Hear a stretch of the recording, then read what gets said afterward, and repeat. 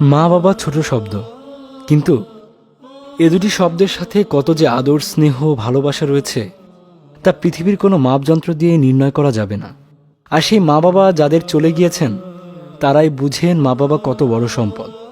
এত কষ্ট করে আমাদেরকে যে মা বাবা লালন পালন করেছেন তাদের জন্য আমাদের কি কিছুই করার নেই? অবশ্যই আছে। মা বাবা দুনিয়া থেকে চলে যাওয়ার পর সন্তান মা বাবার জন্য বেশি বেশি দোয়া করবে। আল্লাহ তাআলা আমাদেরকে দোয়া করার নির্দেশ দিয়েছেন এবং কি দোয়া করবে তাও শিক্ষা দিয়েছেন।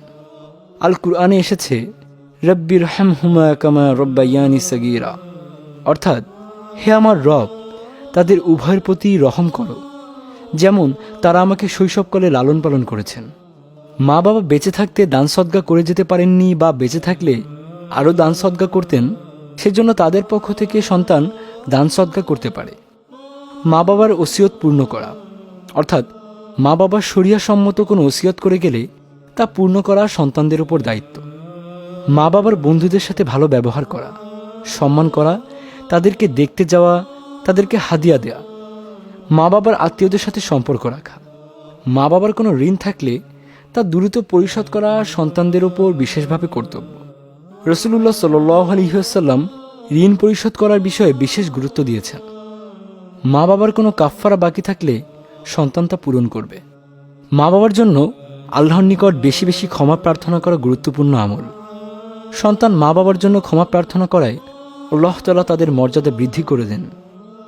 মা বাবা যেসব ভালো কাজ, অর্থাৎ মসজিদ তৈরি করা, মাদ্রাসা তৈরি করা, দ্বীনি শিক্ষা প্রতিষ্ঠা তৈরি সহ যে কাজগুলো করে গিয়েছেন, সন্তান হিসেবে তা যাতে অব্যাহত থাকে তার ব্যবস্থা করা। কেননা এসব ভালো কাজের সওয়াব তাদের আমলনামায় যুক্ত হতে থাকে। সন্তান তার মা বাবার কবর জিয়ারত করবে। এর মাধ্যমে সন্তান এবং মা বাবা উভয় উপকৃত হবে। মা বাবা কারোর সাথে কোনো ভালো কাজের ওয়াদা করে গেলে বা এমন ওয়াদা যা তারা বেঁচে থাকলে করে যেতেন, সন্তান যথাসম্ভব তা বাস্তবায়নের চেষ্টা করবে। মা বাবা বেঁচে থাকতে কোনো গুনাহের কাজের সিদ্ধান্ত নিয়ে থাকলে তা বন্ধ করবে বা শরিয়াসম্মতভাবে সংশোধন করে দিবে। মা বাবা বেঁচে থাকতে কারোর সাথে খারাপ আচরণ করে থাকলে বা কারো উপর জুলুম করে থাকলে বা কাউকে কষ্ট দিয়ে থাকলে মা বাবার পক্ষ থেকে তার কাছ থেকে মাফ চেয়ে নিবে অথবা ক্ষতিপূরণ দিয়ে দিবে।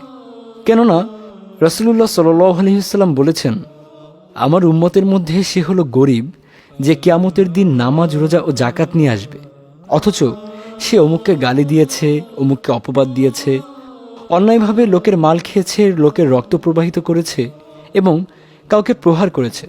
কাজেই এসব নির্যাতিত ব্যক্তিদেরকে সেদিন তার নেক আমলনামা দিয়ে দেওয়া হবে এবং তাকে জাহান্নামে নিক্ষেপ করা হবে। সুনান আত-তিরমিজি 2428। সুতরাং এ ধরনের নিঃস্ব ব্যক্তিকে মুক্ত করার জন্য তার হকদারদের কাছ থেকে ক্ষমা চেয়ে নেওয়া সন্তানের কর্তব্যের মধ্যে পড়ে। আল্লাহ তাআলা আমাদেরকে মা বাবার জন্য আমলগুলো করার তৌফিক দিন, আমিন। আমাদের ভিডিওগুলো ভালো লাগলে আমাদের ইসলামিক স্টোরি ইসলামিক গল্প পেজ লাইক দিতে পারেন এবং আমাদের YouTube channel Islamic story subscribe করতে পারেন।